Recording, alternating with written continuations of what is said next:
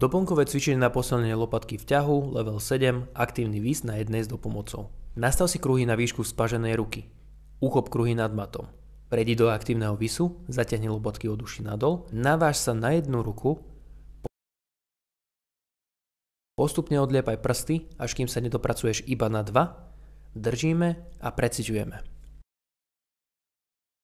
Dbaj na to, aby si bol stále v aktívnom vise.